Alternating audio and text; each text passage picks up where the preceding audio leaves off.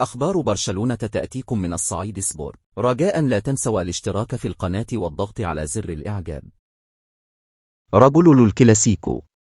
فاز فريق برشلونة على غريمه التقليدي ريال مدريد بنتيجة 2-1 في المباراة الودية التي أقيمت على ملعب ميتلايف ضمن تحضيرات الموسم الجديد في أمريكا فجر الأحد.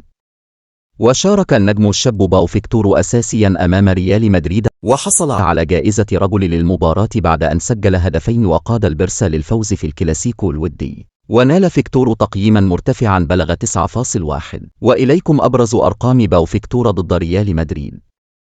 لعب 65 دقيقة. الأهداف 2.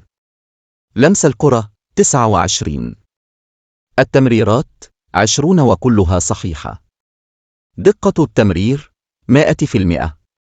الكرات الطويلة الناجحة 1. التسديدات 6 منها 4 على المرمى. المواجهات الثنائية الناجحة 1 من أصل 1. حديث الماركا عن فوز برشلونة في الكلاسيكو. تناولت صحيفة الماركا الإسبانية فوز برشلونة على الريال في الكلاسيكو الودي الذي جمع بينهما استعدادا للموسم الجديد.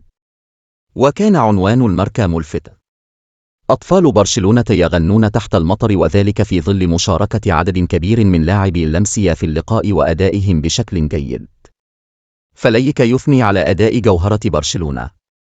أثنى هانسي فليك مدرب نادي برشلونة الإسباني على أداء باو فيكتور مهاجم الفريق الشاب خلال الفترة الإعدادية، وسجل فيكتور 3 أهداف في مباراتين وديتين لبرشلونة، آخرها في مواجهة الكلاسيكو التي انتهت بفوز البلاوغرانا ب2-1.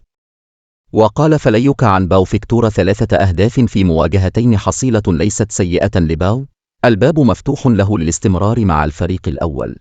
وفي الختام لا تنسوا الاشتراك في القناة والضغط على زر الإعجاب.